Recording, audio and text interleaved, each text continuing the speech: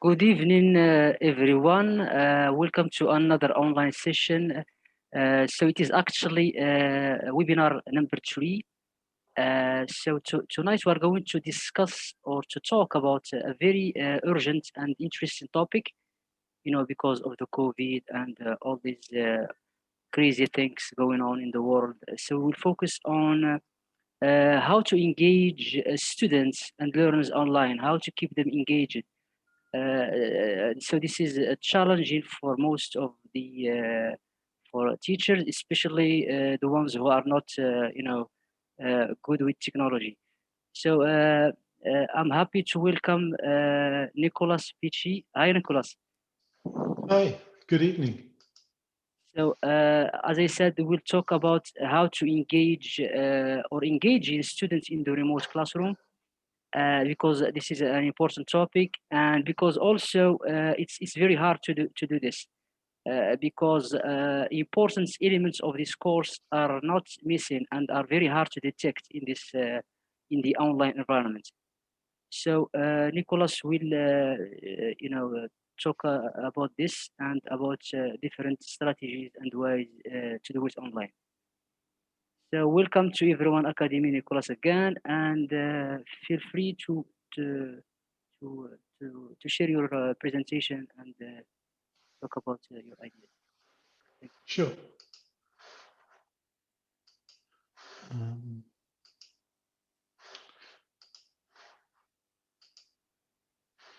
Hi there. Okay, I just rearranged my screen a little bit. Hi, so just get the chat back. Will there be anybody participating through chat, or are they not enabled? Would you like to write in the chat? I can write in it, but can any of the participants write in Yes. it, or will they be Yes. able to accept it? Okay, fine, good. Okay, so I'll be passing some links through the chat later on.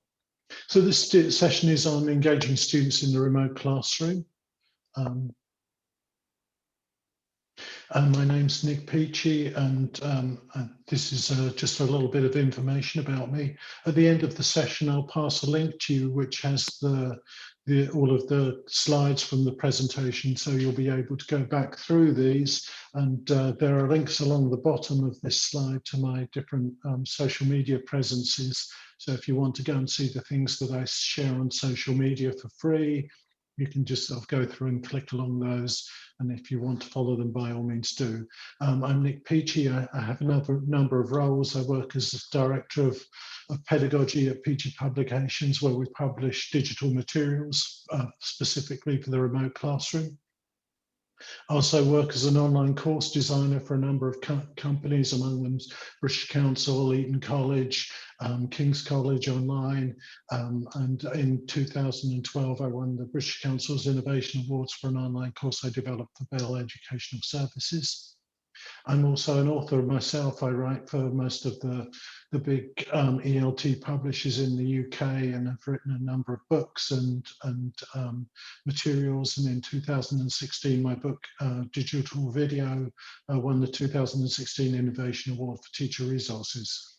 And of course, the other job that I have is, role number 4, is I'm a learning technology consultant and do technology training work like this evening for various companies. So those are kind of my 4 different roles that I do in order to make a living.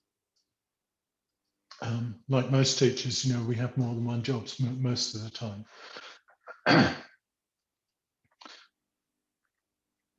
So this session, the background to this session is that I worked for a couple of years as the head of content in a fully online school, head of learning and teacher development for a fully online school. That was between about 2014, 2016. And I managed a team of about 70 online teachers, and we taught students from all over Brazil. And we worked with remote classrooms, much as we're doing now, similar to Zoom. And my task was to develop the learning and pedagogical side of the business, and to help train teachers and to identify what made teachers successful, and what training they needed to move from the physical classroom into the online classroom. And, you know, through my research over a couple of years, these are the kinds of things that I isolated. And for me, there were 6 main factors and 6 main things that teachers needed to develop in order to sort of transfer their skills to the online classroom. And one of them stood out as being particularly important, and I'll draw on that later. But the first one was sort of environmental, and having an understanding of the teaching and learning environment. And by that, I mean the environment here that I'm standing in at the moment while I'm teaching or doing this presentation. You know, these were some of the factors that helped teachers be more successful. They had a quiet room with good lighting, well-positioned camera, those sort of things. It says uncluttered and background and distraction-free, which mine isn't. I've got a lot of distractions over there, which isn't so good for teaching. I've just moved to a new house, so I haven't had a chance to deal with that. But that's sort of one of the factors. You know, teachers need to understand that the impact in which they teach has on the students. The second one, which is quite obvious, is the technical, and that's just sort of understanding how the platform works, how to use headphones, understanding the different settings that the platform uses, how to troubleshoot technical problems with students and things like that. If you want this infographic, you can actually scan the QR code here. If you have a QR code scanner on your phone, and you'll pull the infographic in onto your phone. The third thing I found was interpersonal, and this was very important. And that's about how the teacher related to the student through the camera, how they used this space around them, and used body language and eye contact to sort of actually, you know, build an interpersonal relationship with their students, and how they used their voice, how they stood, and their movements. That was the third one. The fourth factor, I think, was pedagogical. Obviously, you know, there are pedagogical changes, and we need to think about how we create engagement and interaction between students in a different way in this environment. If we're just standing and speaking as I am this evening, then, you know, our students aren't going to get more speaking, much practice. We need to think about how we give students feedback on their performance and evaluate and monitor their learning. So there was a whole bunch of things around sort of the pedagogical side, which you can see coming up there, which we need to deal with if we're going to transfer our skills from the face-to-face classroom to the online classroom. The next thing was behavioural. We needed to understand that the students behave in a different way in the online classroom. And I think that's something that's coming out quite predominantly at the moment. You know, I've just been talking to teachers recently about some of the behavioural problems that they have. And, you know, they're having problems that they would never have in a physical classroom. You know, students know how they should behave in a physical classroom, but in this environment, you know, they haven't established those kind of norms of behaviour, and you know, there's no kind of code of conduct for students. So, you know, thinking about the sort of behavioural impact of this environment on students, how we establish a code of conduct with students, and how we monitor their privacy and their safety, you know, and how we sort of build up processes for reporting bad behaviour, for sort of managing behaviour, and how we get students to work as teams in this kind of environment so that they help each other.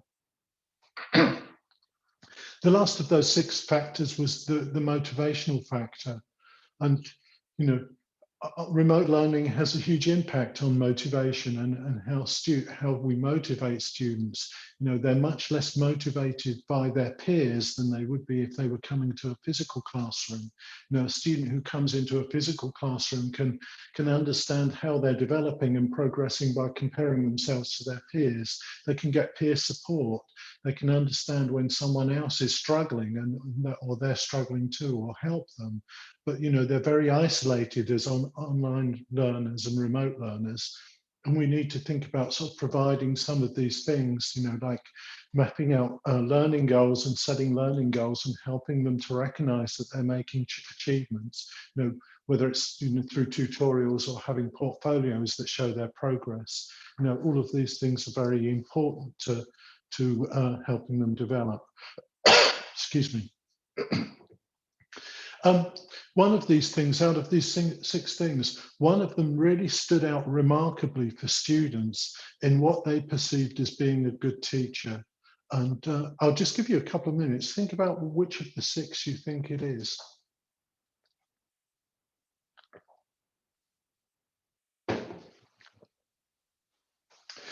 I'll tell you, the one that particularly stood out for our students and what made teachers stand out as being exceptional online teachers was number 3. It was their interpersonal skills and their ability to build interpersonal relationships with their students. This is what all of the students and who rated their teachers most highly, this is what particularly stood out from them. And that's kind of what I want to focus on in this session is, you know, what makes that good teacher and the sort of things that you can do to build that kind of rapport and engagement with students through the online classroom. So let's talk about how we can get more interpersonal with our students. One of the first things I think is, you know, when we look at teachers teaching, and one of the first things that I did when I was the head of learning at this school was actually watch how our teachers were looking when they were teaching. And we found a lot of people who looked like this guy here. You know, they were staring downwards at the screen the whole time. They weren't particularly well dressed. They were teaching at home, so they weren't that bothered. And, you know, they weren't making any kind of eye contact. And this was, you know, this was quite serious, I think. And, you know, we need to learn how to use this space to really engage with our students, use our body language and make contact with them. So, you know, one of the first things that you can do is just adjust your camera so that instead of being, you know, this guy here, you know, you're actually this guy here, you know, maybe a bit more attractive than him, but, you know, and a bit looking a bit more friendly, but, you know, you're upright and, you know, the camera's taking much more of your body in. You can see my hands. You know, as a teacher, I use my hands a lot. I'm always telling students to think about the past tense and things like that, or sort of using them to mime or to communicate. You know, if you're more like this guy, you can be seen a lot more.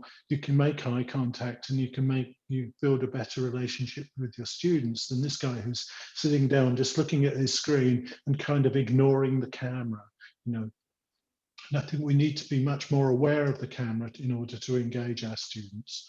So, you know, some of the things that will help you do that is to make sure that when you set up your computer, you know, you'll see that I'm actually standing while I'm doing this presentation. But I have my camera so that the camera is eye level with me. So that helps me make better eye contact. One thing that you can do to do this is if you use a laptop, is to use a riser. And this is what happens with most laptops. When the laptop screen tilts back, the camera is pointing up at you, and that's not a very flattering angle for you. It's also showing the students a lot of your ceiling and distorting your face. And basically, they see your head and shoulders upwards and then above at the ceiling. So that's not a very good way to sort of set up your computer. If instead you use something called a laptop riser, or even if it's only a pile of books so that your laptop is at a slight angle, you can push the screen back then so that the screen is parallel to your body.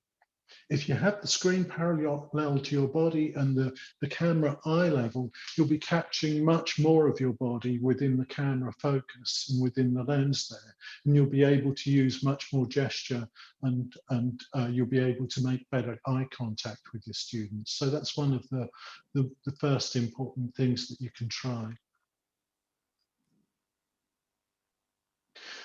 Of course, you know, eye contact is very important. You know, it's an important part of communication. It shows that somebody's listening to you and that they're paying attention to you.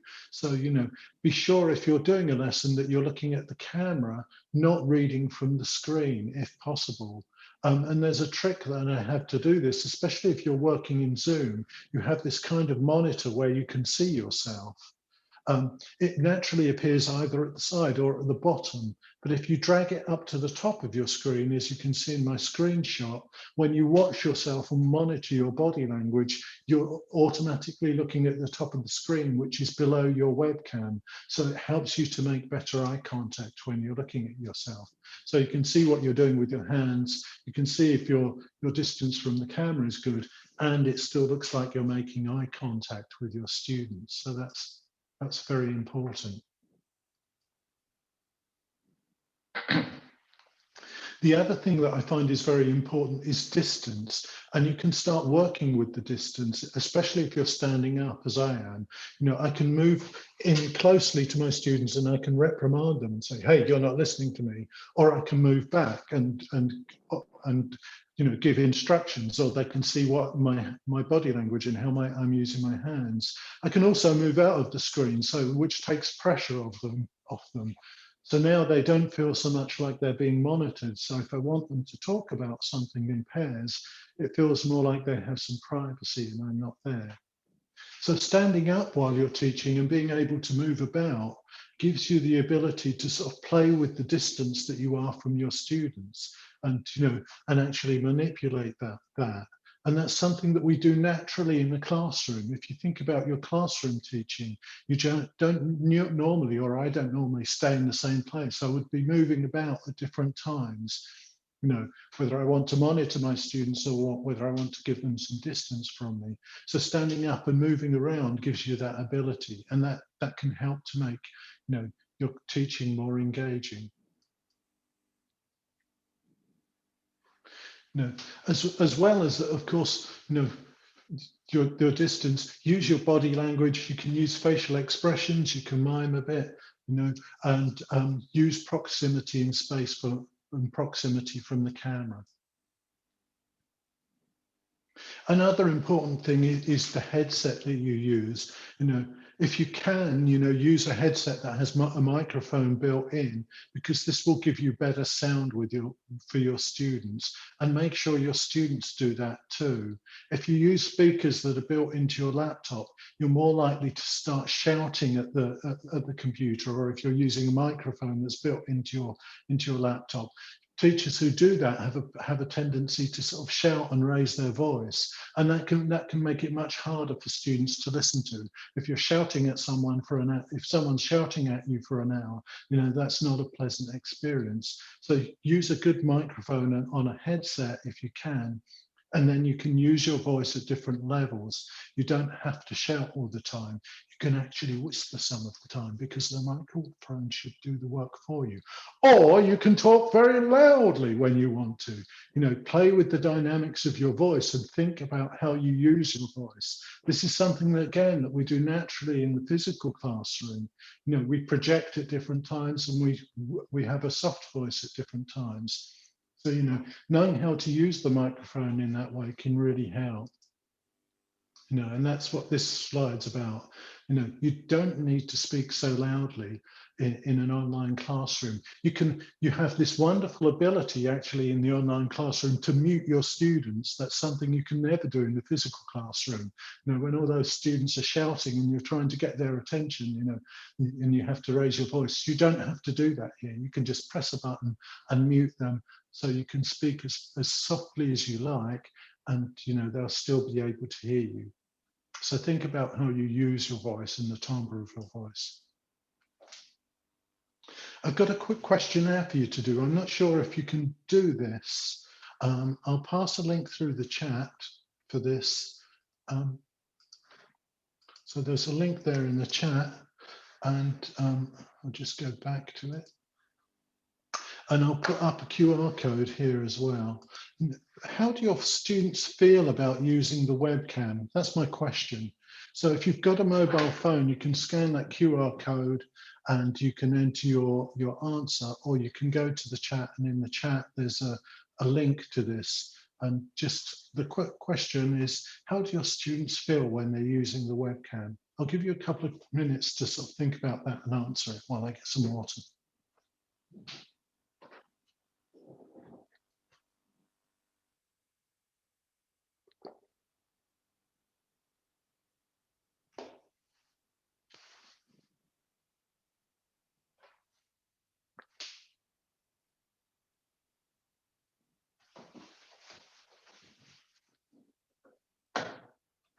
Okay, see if we've got any answers. I'm not sure if anyone can answer through this.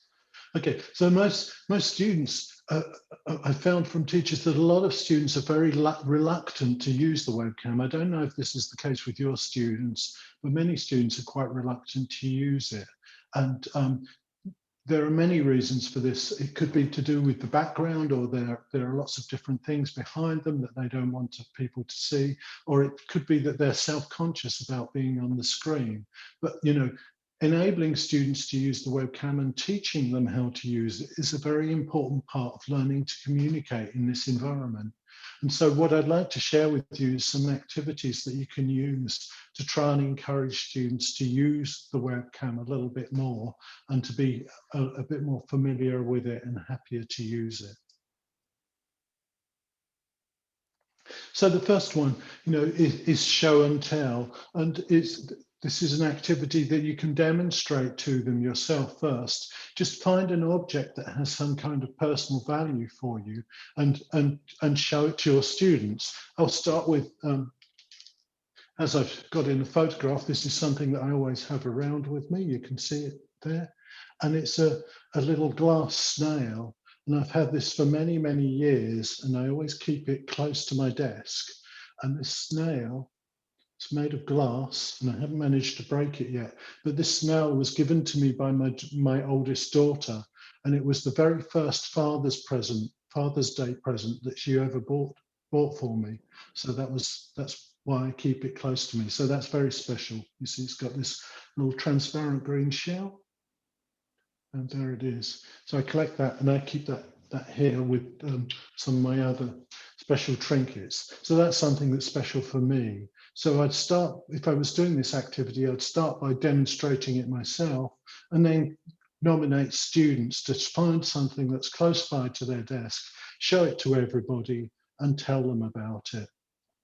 And this is a good way to get students talking more personally about some of the objects around them, sharing things that are personal to them, and actually using the camera to show things and getting them used to using the camera. They can't do this activity without using it. So I think it's a good one to encourage camera use.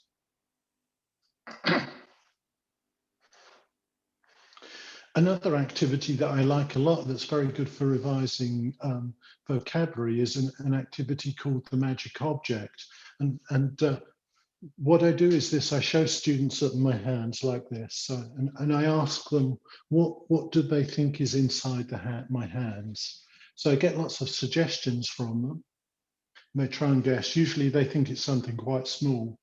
And then once they've guessed a few things, I show them that it's a magic object. And I show them that it's invisible, but it can become anything. So then I mime turning it into something. So they guess what it is now. So it's a comb, or they guess it's a razor, or it's a banana.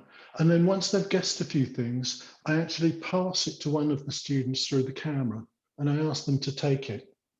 So now they've got the magic object, and one of them has to mime something, and the others have to guess. And then they can pass it to the next person through the camera. That person takes it and then mimes it again. So we're sort of revising lots of very simple vocabulary that way. We're using the camera both to show and teach what the vocabulary is, and making the camera a kind of real space that connects us together. And and then at the end of that activity, we can get students to review all the different words or the different things that they made the object into. So it reviews all of that vocabulary. They can just type the words into the chat, see how many they can remember. But that's a nice way to get them using the camera again to do a simple vocabulary activity.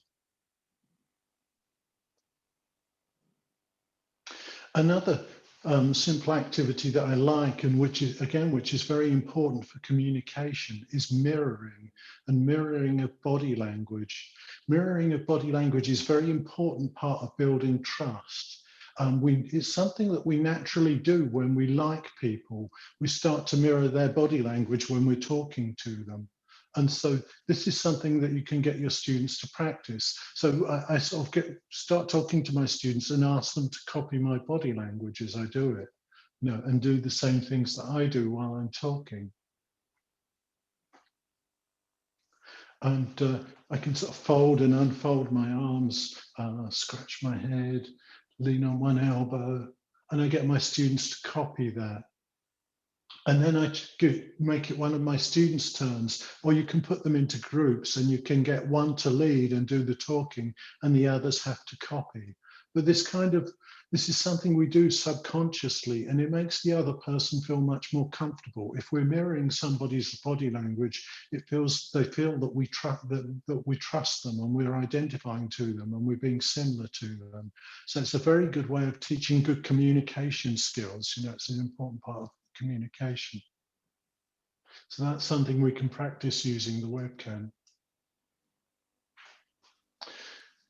Another thing you can do is if you have younger learners, particularly younger kids, and you want them to get enthusiastic about using the webcam, have a dress-up day. So everybody can come in a costume one day, and you could have a theme of the day. It could be a color, or it could be sort of some kind of costume they want to wear. It could be national dress, it could be fancy dress, it could be formal dress. But actually use the use the camera, then they can show off what they're wearing that day, and it'll help to make them less self-conscious. And of course, if you're going to do this, you also have to dress up yourself and wear something yourself. So it could be silly hat day or something like that. So you decide. But get students to dress up and enjoy using the camera, enjoy seeing each other through the camera.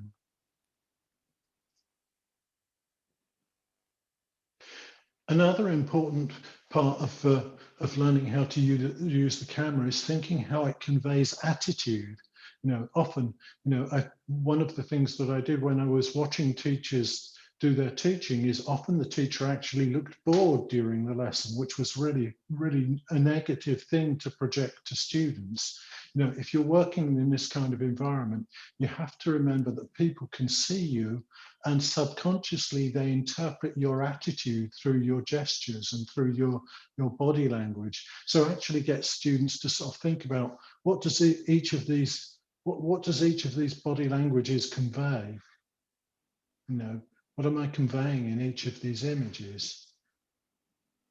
And actually sort of get them to adopt attitudes and copy one, so we can sort of practice copying those different attitudes and conveying attitudes. You can even get students to actually sort of work in pairs during speaking activities and convey different attitudes and see how it feels differently when they're talking to someone who looks like they're listening, as opposed to someone who doesn't look like they're listening. This one here's my listening face, and this one here's my not listening face. So, if you're talking to someone and you feel that they're listening and they look like they're listening, then that makes you want to communicate that much more.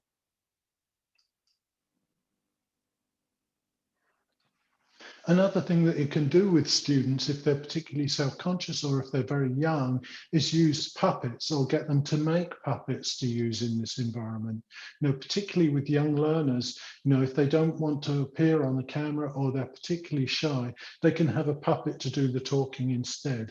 They can make one very simply through making a little face on their finger and hold it up to do the talking for them. Or they can have a glove puppet or something like that, or have a toy that they use to talk. I have this multicolored parrot that I can use in sessions to do some of the talking to me. They can even do role plays with the parrot, or you can do role plays with the parrot. And again, it's sort of something to make it a little bit more engaging and get students sort of watching and using the webcam a bit more. So those are some of the things that can encourage students to use the webcam more. Another important process, I think, is thinking about how our students feel at the moment. I realize that, lots of our students maybe sometimes are distracted, not behaving well, or not engaging during the lesson.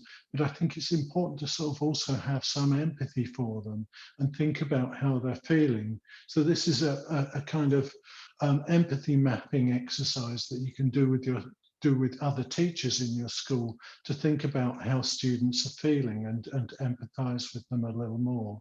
And there are a whole bunch of questions that we can ask ourselves and think about students. And there's also this empathy mapping exercise, which is a very good exercise to do, to think about, what motivates our students, what problems they're having, what's their attitude for English and what their goals are. And if you click on the link there, there's an article about empathy mapping that I wrote here. Empathy mapping actually comes from sort of product design. And originally the idea was to understand customers and what customers need from products. But it's a very good way to sort of think about our students and what our students' needs are too. This is a very difficult time for us, and it's a very difficult time for our students as well. They may be going through some kind of trauma through knowing people who are infected with the virus, or maybe even people who have died from the virus. So this is a difficult time, and we need to be cognizant of that. And this process can help us with that. One of the last things that I'll go into with this in this session is team building. I think that team building is a very important aspect of remote learning, and that we need to sort of really try to build our students into a team and make sure they know each other and that they work together as a team to help each other and support each other in the learning process. This is something that often happens quite naturally in a physical classroom. We get groups of students who are very happy working together and they form their little teams naturally. But in the remote classroom, it's much more difficult to do, and we have to actually work at getting our students into teams and getting them to work together. Getting to know you games, I think, are very important to help students become effective at working as a team. And this is a selection of activities that I've tried to get students working as teams and get them to getting to know each other better. The first activity is a photo of your life. It's great to get students sharing photographs. It could be an image that they have on their phone or an image that they have around them somewhere in the room. I've actually got one here that I can show you. I'll go and pick up a photograph. And here's a photograph here. There are 3 children there, and if you look carefully, you should see that one of them is actually me.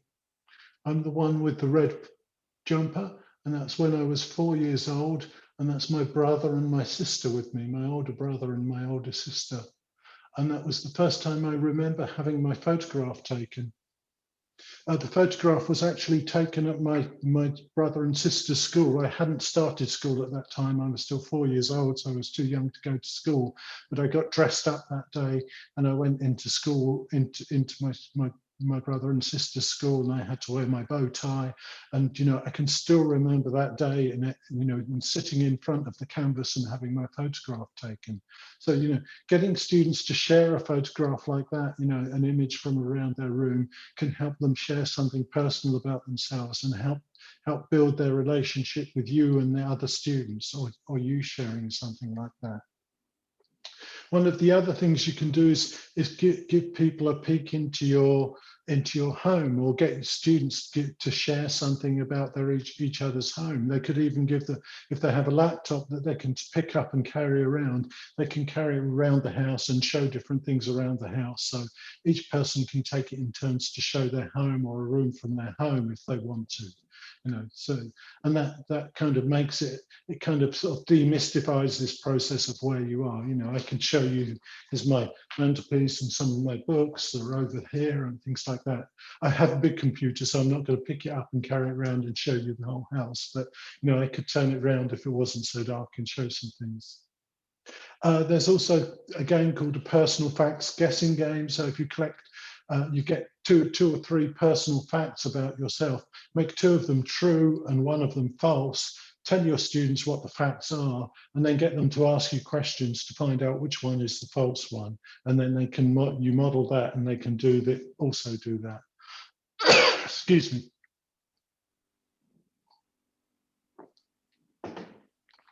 One of my other favorite activities actually for getting students to get to know each other is to get them to imagine that aliens have landed on our planet, and or it could be people from another culture or country have come to our country, and they know nothing about our country, and they have no shared language with us. And what they should do is they should choose 5 photographs or 5 pictures of things that they want to show to people, to show them what's best about our culture.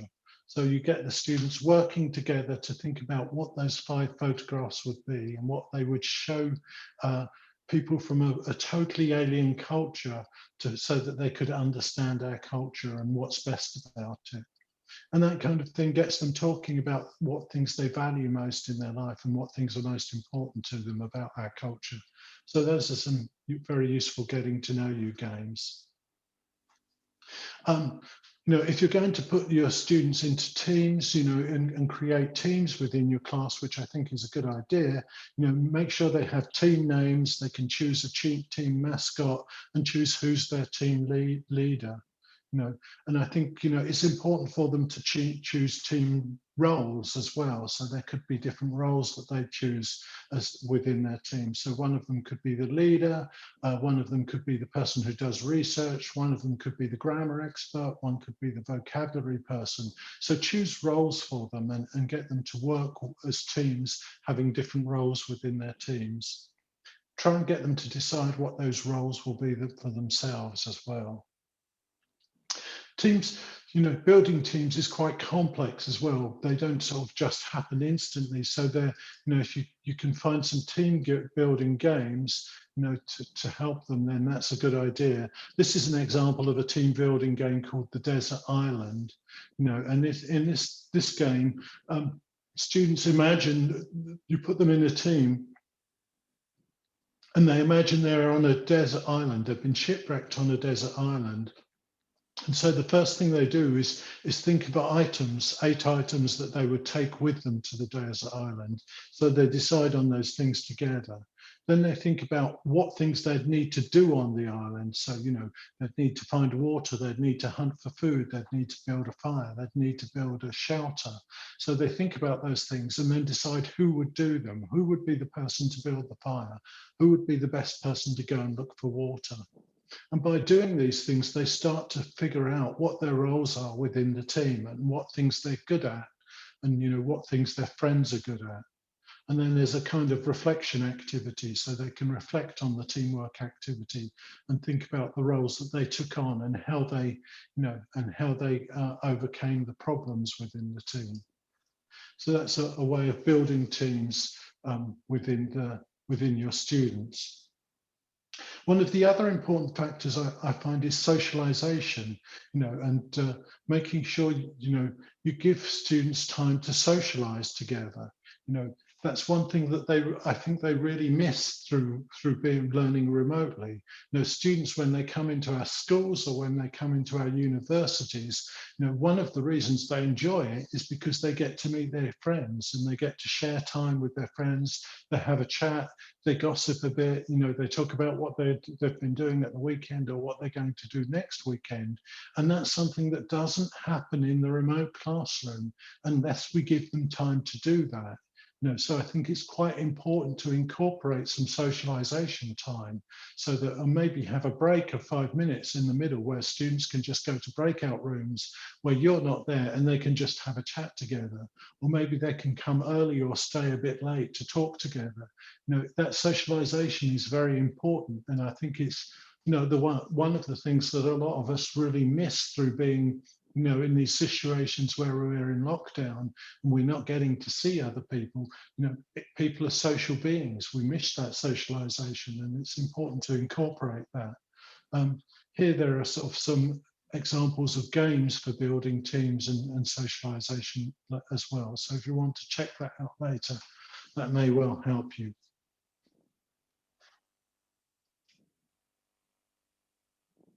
So those are the kind of main themes and the main things that I wanted to convey. So, at this point, I'd like to see if there are any questions, and if you're able to, I'll share link to a questionnaire with you,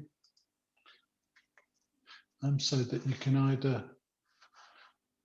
use the link to put in questions, or if you'd like to scan the QR code here, you can sort of put in any questions that you want to ask. I'll leave Yes. that there. Give you a couple of minutes to think about questions, okay? Yes.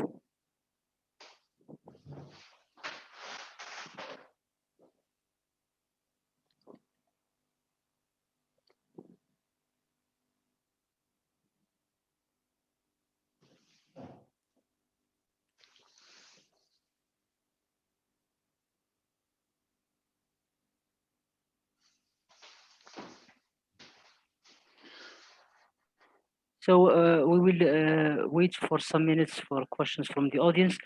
Okay. So I have a couple of comments, quick reactions about this presentation, or the ideas in the presentation. You mentioned that there is no kind of code of conduct. Do you think that really disrupt or will lead to disrupting the learning process, or making students behave in a certain bad way?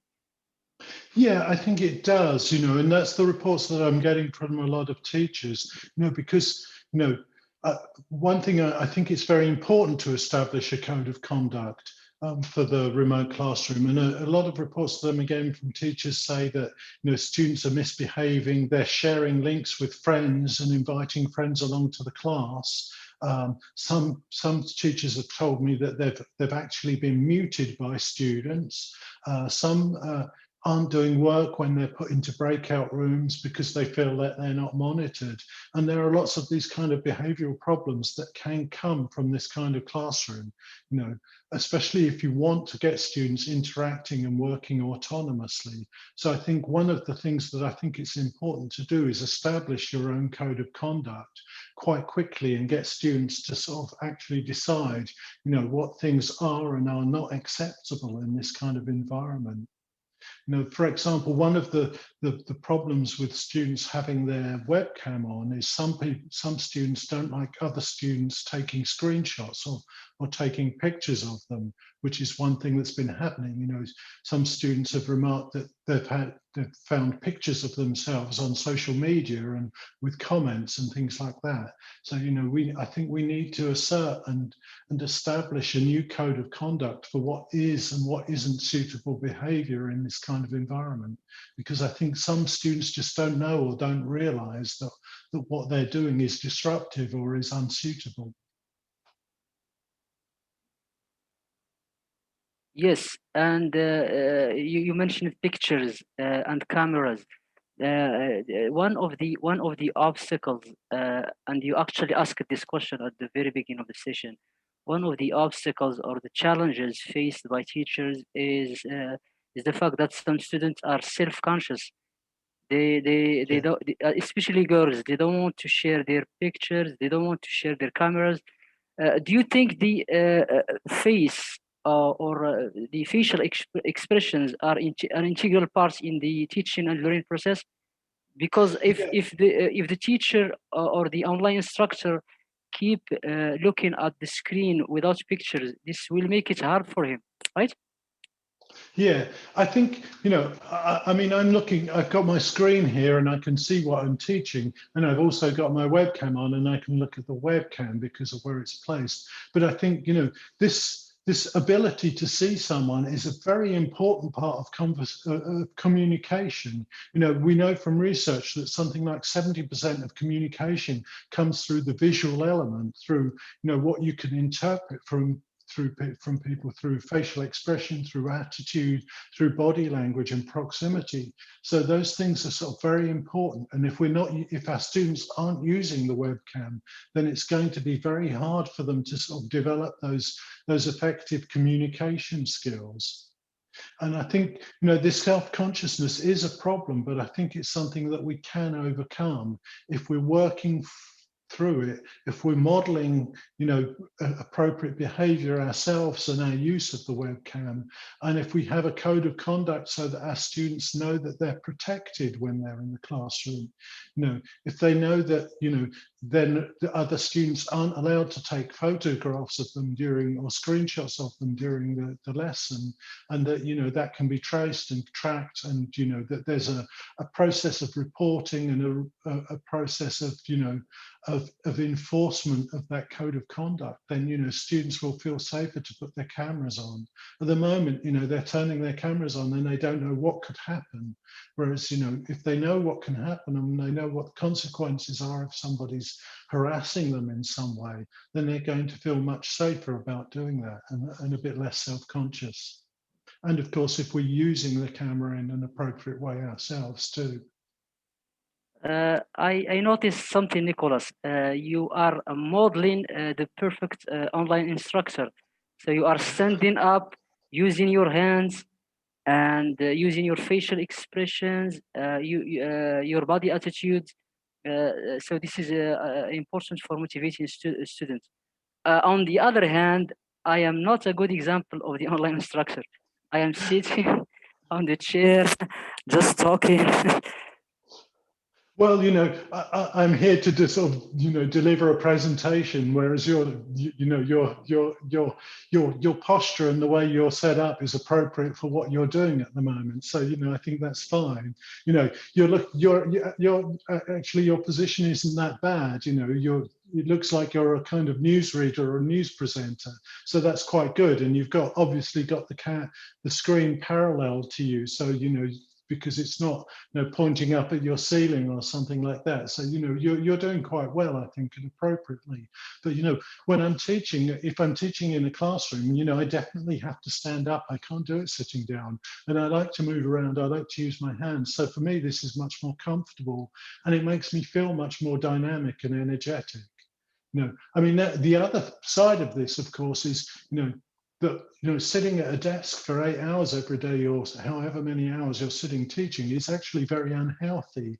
If you stand at the desk, it's much more healthier for you, and, makes you feel more dynamic and energetic. If I sit at a desk all day, I'm falling asleep, and, it's very bad for your health. They say that sitting is the new smoking, it damages your health. Yes, it's actually the new smoking, right?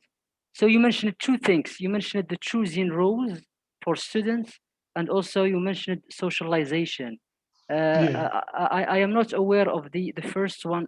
Maybe we can do it through Zoom, through the breakout rooms, or maybe do you have any idea how can we choose or let's say group students into Getting assign students roles? into groups and making roles. Yeah, I think that's something that you have to do in breakout rooms. You have to decide, if you know your students well and you know their characters, you can probably decide on what groups will work well as teams. So you could probably decide who's strong, who could be a team leader for this team, and who could be a team leader for that team. Then you might just decide that you want to decide what teams you put what students you put into each team. And then you put them into breakout rooms to sort of develop their team persona. They would develop a name for their team, they would choose a motto and choose roles, depending on who's best at different things. So that would be the way to do it would be put them into breakout rooms to do that. Yes. And I think that would be, the best way to do it. I actually have an exercise that, for doing that, a specific exercise that's designed to help students, formulate their teams, choose a motto for their team, and choose a kind of mascot for their team and things like that. Yes, sometimes when we have an online classroom or a virtual lesson, we often meet this issue or this problem of pseudo listening. We explain the lesson. We think the students are listening. We think the students are engaged, but we at a certain point in time we don't know if they are really engaged or they are doing something else. They are watching a movie or maybe listening to music or something. So do you think that's an issue? Yes, that is an issue. And I mean, that's one of these things that comes back to, having a code of conduct so that, students know, what's appropriate for them to be doing. Okay, it's still going to be an issue because, they might know the conduct and code of conduct and think, well, they won't get caught.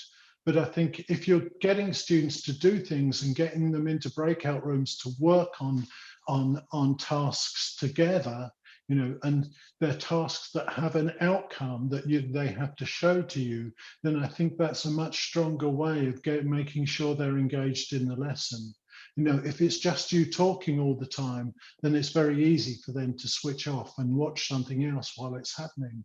But if you're getting them into teams, doing project work with them and getting them to work together, then, I think it's much harder for them to disengage from the lesson, and the lesson will be that much more engaging.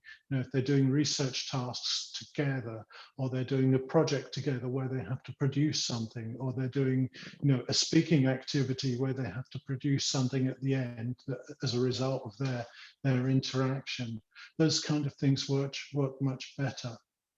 But of course, breakout rooms have their problems too in the remote classroom, because if you put you in a physical classroom, if you put your students into groups, you can go round and monitor them very easily, and you can be monitoring them all at the same time. Monitoring breakout rooms is much more difficult because you can only go to one room at a time, so you don't know what the students in the other ones are doing. But what you can do is assign one student in each breakout room to be a monitor, so that student doesn't participate, but they monitors the other students and makes notes, and they give feedback to the group and with you at the end.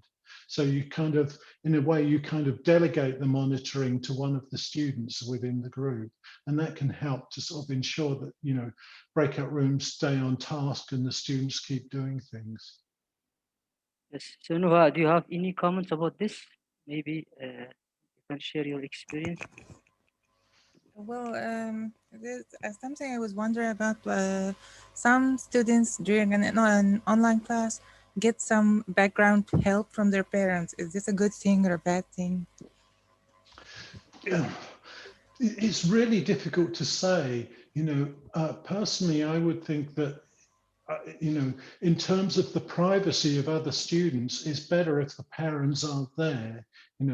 Also, some parents, I think we've got this term nowadays called helicopter parenting, where parents do so much for their children that the children don't learn to do anything for themselves. So, that can be quite a negative thing. And I think, it's better, I mean, again, we come back to this kind of code of conduct that, that we don't have in this kind of environment that we do have in the physical classroom. In the physical classroom, you would never expect parents to come into the class and help their students during the lesson, and that's well established, that's a norm, but we don't have that norm within this environment. So we need to decide, whether that needs to be a norm. And for me, I think I would say, that's something I'd rather push back on and say, no, actually the student's here to learn, the student needs to participate to learn. So it's better to sort of leave the parent out of the lesson. So, and this is especially true maybe in assessment or quizzes. We want accurate results from students, but if parents or other parties get involved in the process, we don't measure what we want to measure. So this yes, that's a big problem for assessment. If assessment's being done through this kind of channel, you need to be sure they're not getting help from someone. Yeah. So, and again, this is another good reason for having the camera on, so you can observe and see what's happening. Yes, but the camera sometimes, we can't see everything through the camera. You see the face. Yes, that's right. Yeah. This tiny box, but the hands are somewhere doing something. Yeah, this is a problem that's as old as education, really, isn't it? The problem of students cheating or parents helping their students cheat. Yes. It's just, it's as old as time. If somebody really wants to cheat, then they can probably find a way of doing it. You know, at some point, you know, the technology will develop to the point where, you know, your webcam will have retina recognition, so they'll recognize the eyes of the person who's on the screen. But even so, there could be someone in the background sort of whispering answers or something. I don't know. You know, it's difficult. It's a difficult problem. So next, can you talk a little bit? You mentioned empathy mapping. Is it a research that you are working on, or Can you say that? empathy mapping? So you have written an article about this, right? Yeah, empathy mapping is a process that was developed by product developers to sort of do research into customers, but it's something that we can also use as teachers. You know, an empathy mapping is about sort of thinking about the kind of social and the learning environment of the students and the kind of things that impact on their ability to learn. And it's a process that you can do to sort of understand the student's position a little better, which is something that we often neglect, I think. Sorry, I just need some water. Okay. If I just move my presentation back a little. This picture is actually an empathy map, and we kind of work our way around the empathy map, sort of thinking about these different questions. You know, the first one is who, so who are our students? What do they need to do? So we think about what they need to do, how they need to learn, and what do they see that it has influence on what they learn, and what do they say that has influence on what they learn. What do they do, and sort of things that they hear. So thinking about all of the things that influence their learning. And then we start thinking about their pains and what obstacles they face, what's difficult for them, and sort of what their motivation is and what they have to gain. So we kind of sort of think about these questions on the right-hand side and sort of think about how we can sort of what we can learn for that to motivate them to do better. And that is that sort of process of empathy mapping. As I said, there's an article here which you can read, which goes into it in a bit more detail. Yes, I shared this And then article. kind of tasks and activities. But I think this is a good process to go through to sort of help us, you know, understand a little bit more about our students and sort of what motivates them. For example, you know, the parents and who are sitting in on their students' lessons or who may be helping them to cheat, you know, if we can start to understand that behavior, then, you know, we can sort of work with it and try to sort of come up with remedies for that kind of behavior. Oh, so we need first to understand the behavior in order to be able to deal with it. Yeah, and I think empathy mapping helps us. It helps us understand, you know, the behaviour that, you know, our students are displaying, and, you know, the problems that they're having, and the kind of behavioural problems they may be causing. Yes, that's great. So, Nick, that was very interesting, really. We have some questions from the audience. Nuha, can you read the first one? What if the students don't obey the code of conduct? I think the teacher has to make it free for every student, whether to be appeared or not on his camera or her camera. He's asking if it's true. It is best to to leave it to students if they want to appear or not, or just make them open it. I think it's maybe something that you should sort of, you know, one of the tasks I have is to get students to discuss their code of conduct together. So make them aware of what, you know, the problems are and the implications are, and make them decide together. So, you know, put your students together collectively and get them to decide what they want. Do they want everyone to have their camera on, everyone to have their camera off, or everyone to choose? You know, if we involve students in creating the code of conduct, then they're much more likely to abide by it. You know, if they look at the kind of, if you discuss with them the implications and how it can help them communicate, what they can learn from it, and they decide that all of them should have it on, then the peer pressure will help them to get everyone to put it on. If they decide that it's free, then I think, you know, it's a good idea to abide by what your students decide the code of conduct should be. You know, I guess that depends a bit on their maturity and on their age, and you know, but if they're kind of young adults, then they should be in a position to decide for themselves and map out their own code of conduct for you know, how they want to feel safe within this kind of environment.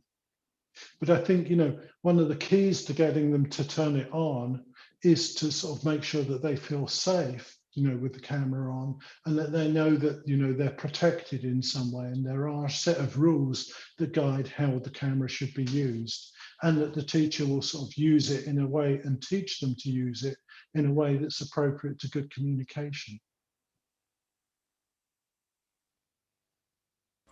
Thank you. Yes, we have also another one about motivating students by giving prizes and playing with them through the lesson is helpful. Do you think also that digital badges maybe help students in this process, help them be engaged more? And if so, what platform do you suggest? What learning management system do you suggest? Yeah, digital badges can be useful for helping motivate students. It's something that I think you have to test out with your students to see whether they work. You know, if you try them and it has some impact, then you know it's worth persevering with. You know, it's difficult to know. You know what the impact of these will be until you try them. You know, as for systems, you know, there are lots of different systems. I know that Netscape and Mozilla have a system of badges, and I think that's probably worth trying. But you know, really, I think you have to talk to your students and find out what really has credibility. You know, it might be better to use a badge that you make yourself, a kind of digital badge that you make yourself, or a digital certificate that you give them yourself that shows, you know, that they have recognition for what they're doing. It could be something that you implement for the whole of your school, so that it has the backing and recognition of your school, and that might have more influence than something that's by a kind of tech company that they know nothing about. You know, I think it's something you have to think out really clearly, and there isn't a cut and dry answer for it, but you know, it's something that's worth trying, I'm sure. Yes. So Nicholas, since you mentioned the portfolios, maybe what teachers do inside the classroom should be a continuation of what they are doing online, or what teachers are doing in the physical classroom should parallel what they are doing online. For example, if teachers want to give or to award their students badges, they should do it in the physical classroom to make sense, because Yeah, it makes sense to do it both. And yeah, and as you said, portfolios or digital portfolios can be a really, really useful way of motivating and tracking learning, you know. And I think portfolios are great because, you know, they rely on students producing a product using language. And, you know, we can collect those products that they produce, whether they're video recordings of themselves speaking or audio recordings or written work. You know, we can collect those digital products, and they're a good way of assessing progress. You know, and I think perhaps that's one of the most powerful ways of assessing progress as well. You know, and one that sort of sidesteps this issue of cheating. You know, if we're getting students to record themselves speaking, you know, and we get them to record the same text again or the same activity again in 3 months' time, you know, we can see what progress has been made, you know, and it's very difficult for them to cheat at that, you know. That's one of the great things about digital portfolios. They really do, you know, test what students can produce. I shared the menti.com for asking questions, but maybe teachers are not accustomed to this, this Yeah. technology. It might be loading something there. No, Yes. that's okay. There's another question. How can we assess remote teaching when the majority of students are not motivated enough to get involved in this mode of teaching.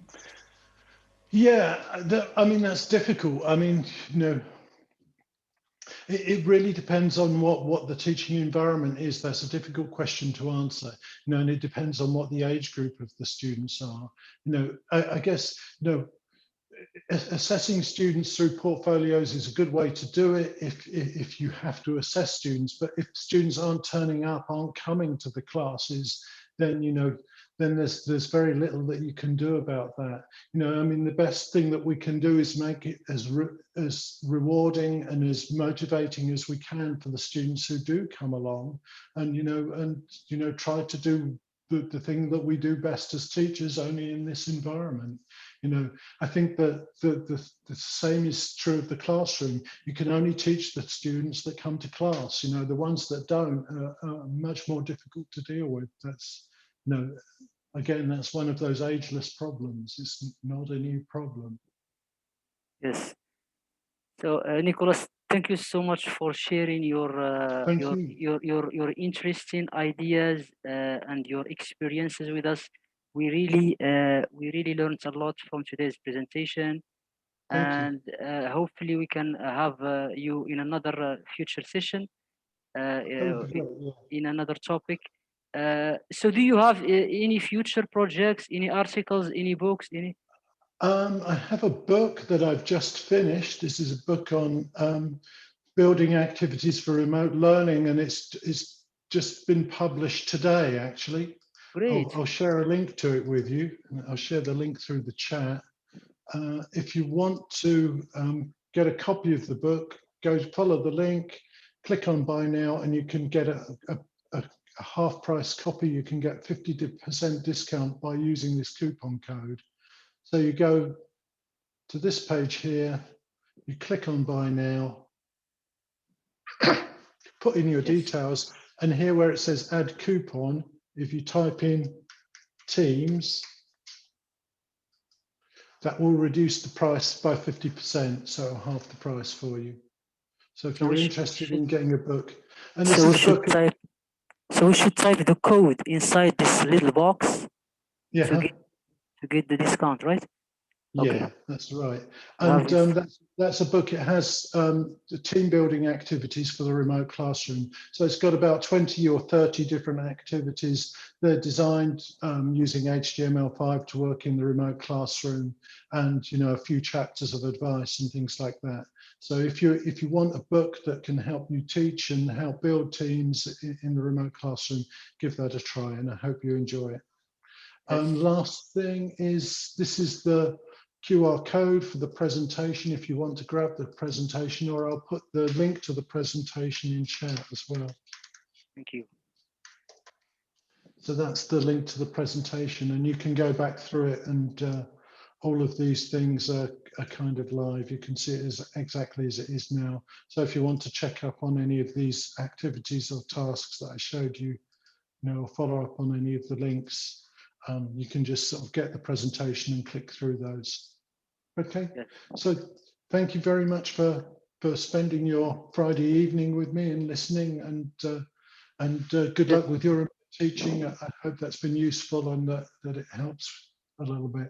Okay, so thank you very much. Thank you so much, Nicholas, and talk to you later. Okay, thank you. Goodbye. Bye-bye.